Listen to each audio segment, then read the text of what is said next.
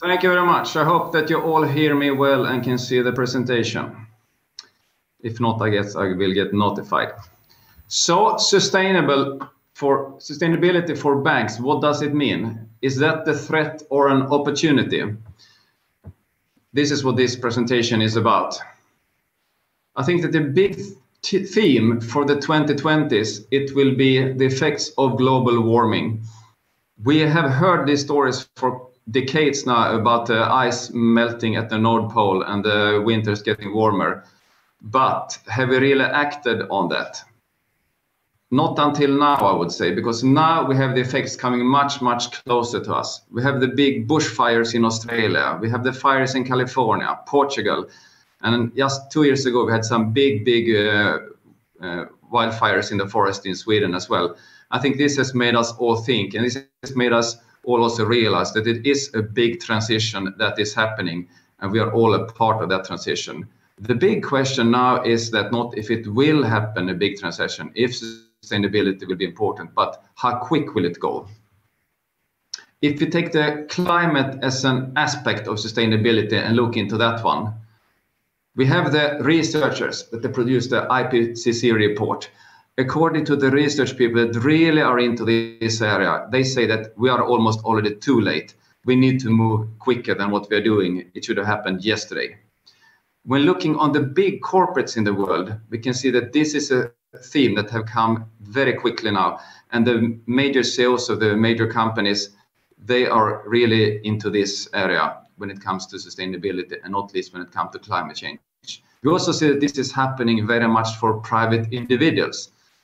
My neighbor that used to have 2 very fancy sport cars, well, this summer he sold them. He bought a new Porsche Taycan electric car instead, and then he installed solar panels.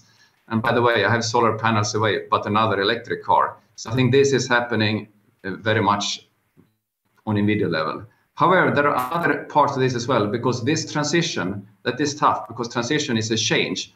And changing behavior, that is tricky for us human beings. When you listen to the voters, it's many voters that see this not as an opportunity, but as a threat. And this was one of the reasons I would guess that Mr. Trump, when he got elected as president of the United States, he made this statement that we need to burn more coal. This country needs to burn more coal and get back to real energy. And of course, that never happened, because we know that that is not financially a viable way to move forward. But it was very popular in some areas for getting votes.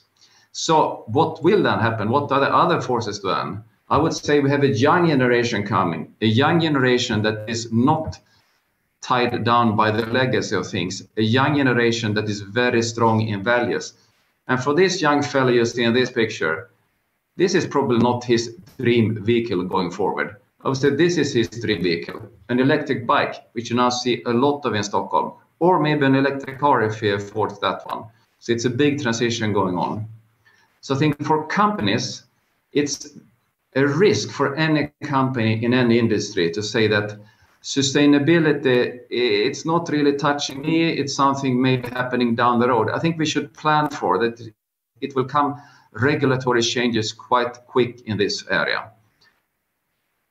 As an example, on Iceland, there is a law that a gender pay gap is illegal. It's illegal to pay different salary to females versus males if they're doing the same work. So they are starting a trend in this area, and we will see other laws coming. Things that were not allowed, that were allowed 30 years ago, are not allowed today. I think this will change in the future. So if we then move into banking, what will the effects be for banking of this?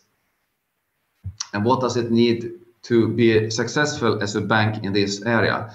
Let's start with regulations, because bank is a super regulated business. It's not the direct effects of what we are doing in banks that are the important. It's the indirect effect. What companies are we financing? What type of payment flows is it that we allow to go through our system? What type of counterparties are we working with, as we've heard before here? And this is what the regulators see as well that we can drive a change by having the bank do very much of this work. So regulations are coming. The European Union is forward-leaning when it comes to climate change. The European Union has instated the taxonomy, which tells what is okay now, but also putting a timeline, what is okay and what is not okay for a number of industries when it comes to climate effects going forward. The other point for banks that is important is to do an assessment of credit risk of the companies. Who will be the winners and who will be the losers when it comes to this transition? Take the truck industry.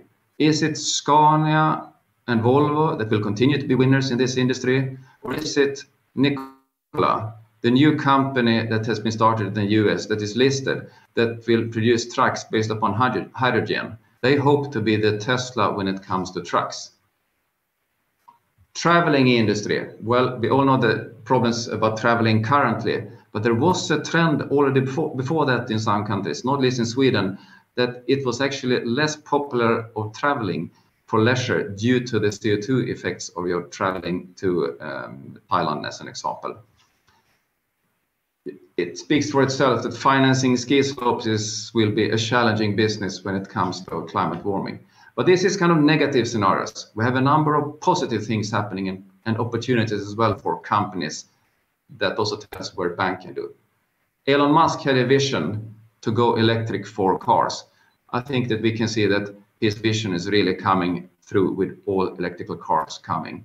And by the way, they are very fun to drive. So I would never go back to an old type of car.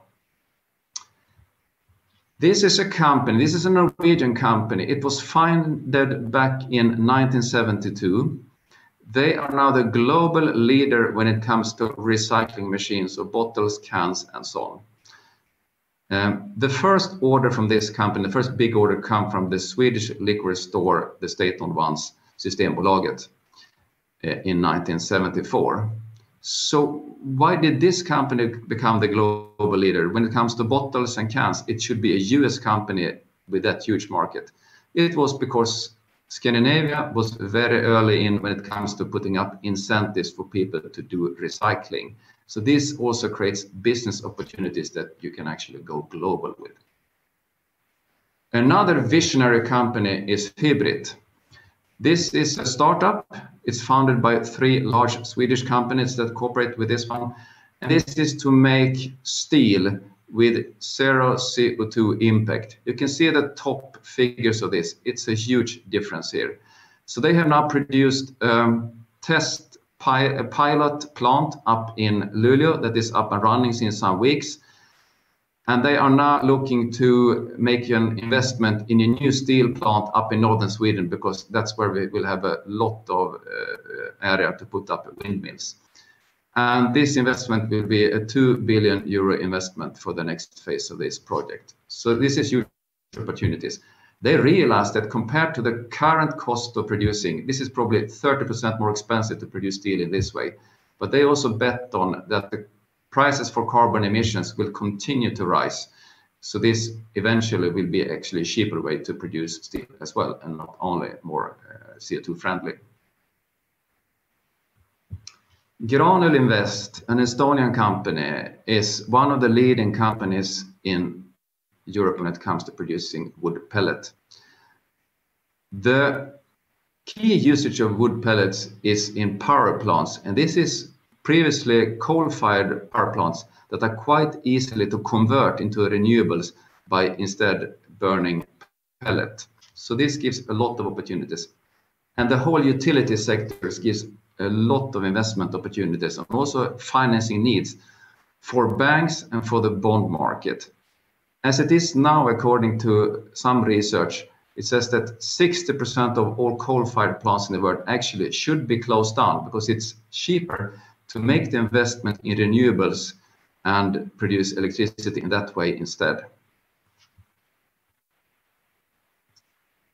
The third thing for a bank to be successful when it comes to sustainability, that is to have sustainable products and grasp the opportunities when the world is in a transition. This is an example of the green bond market that was invented less than 10 years ago And last year it was raised $250 billion in green bonds and other sustainable bonds. The interesting thing is actually on this slide, that is that SEB, that I must be humble and say is not one of the biggest banks in the world, but we are actually number 5 in global league table when it comes to green bonds. And the reason for that was that we invented this market because it was some Swedish pension institutions that wanted to have green investments, and then we had the connection with issuers that could issue these type of bonds. So we invented the market in an open framework that also other banks later on obviously could use, and that was the whole purpose of it. So this tells that it's global opportunities when you're early in the sustainable area.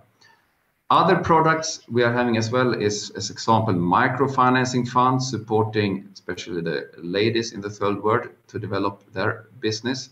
And we have green mortgages, green loans, and so on. The fourth pillar for a bank to be successful, that is to support the countries. One of the backbones of the growth of a country is to support their entrepreneurs and giving them the means and the education to develop their businesses. That's a good thing to develop the countries. Another thing that we heard the Minister of Finance pointing out, as I recall his first point in the slide of all the activities happening in Lithuania, was research and development. We as a bank, we have the majority owners, the Wallenberg Foundations. The Wallenberg Foundations, they are every year putting money that they receive from their company, their shareholdings, back to society in terms of R&D for universities, schools, and other science facilities. And we are talking about several $100 million every single year. And this is not something new for the foundations. They started to do this 1917, more than 100 years ago. And this is a big support for Sweden to moving from one of the poorest countries in Europe to where we are today.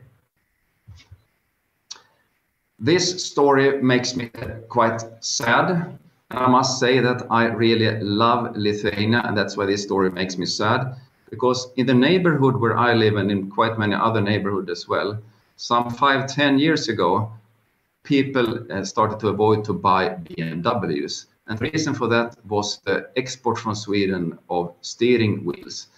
And this was not stolen steering wheels. And actually the Swedish police went out and said that it was a very organized crime behind this. It was gangs from Poland and Lithuania exporting these wheels and then reinstating them in old crashed cars that they were then put back into the market again. And this, of course, this type of branding makes me very sad. So what can then we as a bank do? And this goes back to what we heard in the, I think, 2 previous presentations. That is, of course, to trace the money. So it must be traceable payments. And this is a key reason why we as a bank are very interested to move away from cash, because cash is very tricky to trace. And then we also heard the risks with the cryptocurrencies, and we know what type of business is supported by cryptocurrencies. So that is something to be really mindful about when you're in the finance sector and working with payments. So to conclude, when it comes to being successful as a bank in this, we have the regulatory requirements that will come. So it's better to be early on those things. We need to assess the clients, who are the winners, who are the losers. This will give business opportunities, and there are even more business opportunities supporting the transition in society. And then it's about to have sustainable products to provide to the clients and the society.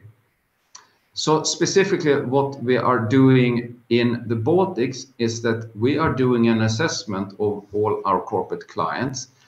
It's a number of questions, but the overriding areas are when it comes to the governance of the company, it's come to social issues, not least the well-being of the employees.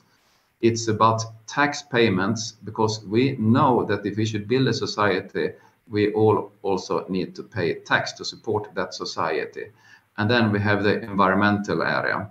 And the environmental area, that is expanding a lot now, because it's coming new regulations. So we as a bank, we need to assess what is the CO2 implication of the companies that we are financing. We can see down the road, after this mapping has been done, that most likely it will also come capital charges, meaning that banks will have to charge more for CO2-unfriendly businesses. This is an example how it works for the car industry that I think we all can relate to. This shows the CO2 emissions for passengers' cars. As it is now in European Union, the average is 120 grams CO2 per kilometer. According to the taxonomy, to be a green okay car, for now and for 5 years, it's okay actually to emit 50 grams. But after that, it should be zero. Only hydrogen or electrical cars will then be approved with the technologies we know today. So with this type of framework, you can then plot in different car manufacturers. What are their plans? How will they take down their emissions, tailpipe emissions from their cars? And thereby we can also see what are the companies that are in a risk of actually going out of the business, and what are the companies that will be successful in the future. So I would say that for banks, it's no point to stick the head in the sand. The change will happen. It's better to act earlier, because then you can take this as an opportunity, can view this opportunity. And we have two big game changers in society and for the banks, and it's sustainability, and then it's the digitalization. And I think that we have many other good speakers when it comes to digitalization. Thank you very much.